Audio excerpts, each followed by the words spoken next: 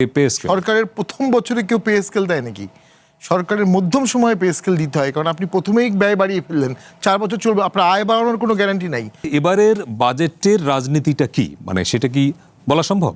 যে আমার কাছে মনে হচ্ছে অনেক বেশি ওয়েলফেয়ার ডিপেন্ডেন্ট হয়ে গেছে, অনেক বেশি জনবান্ধব, জনতুষ্টিমূলক।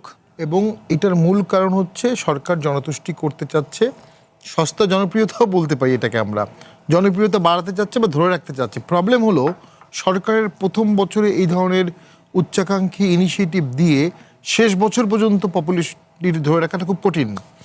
দুই হচ্ছে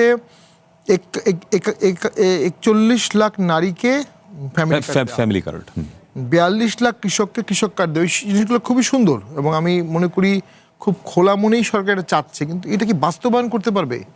এই টাকা আসবে কোত্থেকে? অঙ্কে বাজেট হয়েছে ভারী, বাস্তবে ভেতরে আমাদের কি আছে? আয় হবে 6,95,000 কোটি টাকা, বৈদেশিক লোন সহ এটা 7,05,000 কোটি টাকা হবে।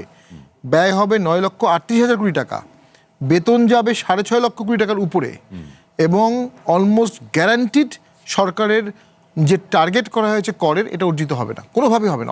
আজকে সিপিডিও তাই বলেছে যে কঠিন হবে। তাহলে আপনার আয় কমে আসবে, কিন্তু ব্যয় কিন্তু ফিক্সড অলরেডি আপনি বাড়িয়ে ফেলেছেন, আবার বেতন বাড়াবেন এবছর। সরকারের প্রথম বছরে কেউ পে স্কেল দেয় নাকি? সরকারের মধ্যম সময়ে পে স্কেল দিতে হয়, কারণ আপনি প্রথমেই ব্যয় বাড়িয়ে ফেললেন, 4 বছর চলবে, আপনার আয় বাড়ানোর কোনো গ্যারান্টি নাই। তো আমি মনে করি মানে এটিকে জনতুষ্টিমূলক, সঙ্গে সঙ্গে সরকারি কর্মচারীদেরও তুষ্টি করার একটা হতে পারে, হ্যাঁ, সেটা আমি মনে করি। যদিও কিছু এক্সেপশন আছে, আমি সেটা বলবো, বাট অ্যাজ এ হোল গতানুগতিক বাজেট, আমাদেরও সেই গতানুগতিক সমালোচনা করতে হবে।